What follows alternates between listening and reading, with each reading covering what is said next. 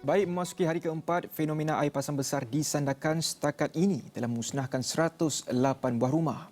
Pihak berkuasa masih giat melakukan pemantauan dan kawalan bagi memastikan penduduk di Kampung Forest mengosongkan kediaman masing-masing dan berada dalam keadaan selamat. Untuk laporan lanjut, Radi Muslim, Wakil Esra Wani di Sabah, kini bersedia di lokasi kejadian. Silakan Radi. Baik Faris, sebagai makluman ketika ini saya berada di Kampung Puris Sandakan di mana kejadian bencana berkenaan berlaku. Dan kepada penuntut semua, saya dapat terangkan ketika ini air laut pasang besar telah pun berlaku dan ombak telah pun kejadian ombak memukul rumah-rumah pantai di sini sedang berlaku ketika ini.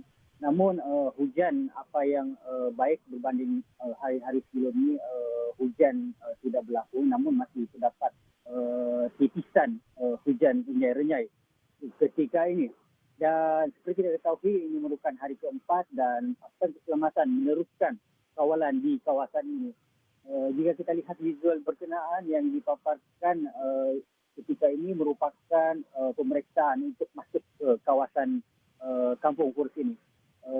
Untuk sebagai gambaran, untuk masuk ke kawasan Kampung Puris ini, ia memerlukan jarak lebih kurang 1 kilometer ataupun 1.000 meter.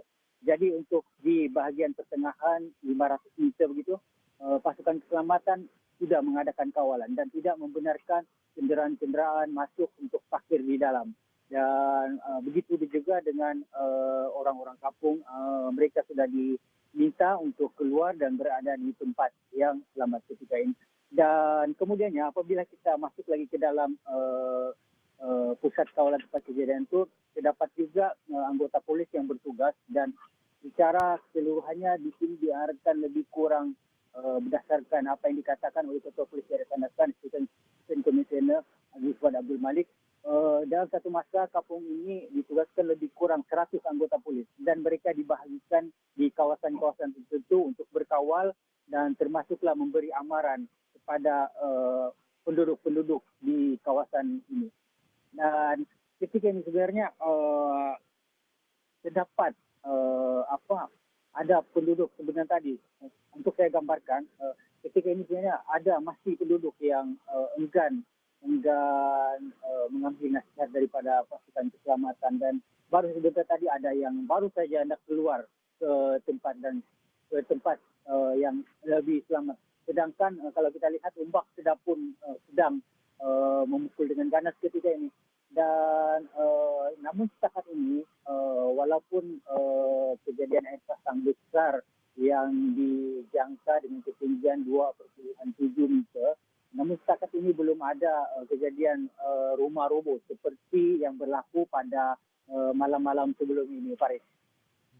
Dan mungkin yang disebutkan oleh Radi, ada juga penduduk yang enggan untuk meninggalkan kediaman masing-masing. Adakah mereka berada di dalam Kampung Forest itu dalam keadaan bergelap? Kerana kalau lihat visual yang dikongsikan oleh Radi, seperti tiada bekalan elektrik di sana. Macam mana? Baik Faris, untuk saya gambarkan, memangnya kedudukan, kita perlu fahami dulu kedudukan Kampung Forest ini kan. Dia ada rumah yang terletak betul-betul di air, di laut. Dan ada juga yang bahagian pertengahan dan juga di bahagian daratan. Dan ketika ini kita percaya atas nasihat pasukan keselamatan, penduduk-penduduk yang di bahagian laut yang berhadapan betul-betul dengan laut itu, pemilik dia, penduduk dia, penghuni dia telah pun keluar. Bagaimanapun ada terdapat yang rumah dia berada di bahagian pertengahan, namun masih menerima kesan ombak, masih berada di rumah mereka. Mereka seperti Faris katakan tadi, ada yang bergelap agar tidak mungkin untuk menjaga keselamatan rumah mereka. Apa yang kita tahu, mereka kekal berada di rumah untuk menjaga harta benda mereka. Seperti kita tahu sebelum ini, pada malam-malam sebelum ini, apabila mereka meninggalkan rumah mereka, beberapa barangan keperluan mereka telah hilang dan dipercayai dicuri, Faris. Dan apa yang kita harapkan pasukan keselamatan di sini masih meneruskan kawalan, dan di pusat kawalan tempat kejadian ini pula masih terdapat lebih kurang 30 anggota daripada pelbagai agensi termasuk maritim, bomba dan juga pasukan polis sendiri, dan di luar sana terdapat juga anggota pertahanan tetap meneruskan kawalan mereka, dan kita harapkan dalam masa hari keempat ini tiada apa-apa perkara buruk yang berlaku, dan seperti kita jangkakan ini merupakan kiranya malam terakhir yang agak genting, dan itulah yang kita harapkan, semoga malam ini tiada apa-apa perkara buruk yang berlaku, Faris. Terakhir sekali Radi, mungkin saya nak tanyakan juga bagaimana agaknya nasib penduduk yang mungkin rumah mereka telah musnah. Adakah mungkin mereka sudah nampak apa next plan mereka, apa perancangan mereka selepas ini? Adakah sudah ada penempatan baru untuk mereka yang disediakan oleh kerajaan ataupun bagaimana selepas ini? Ke mana hala tuju mereka?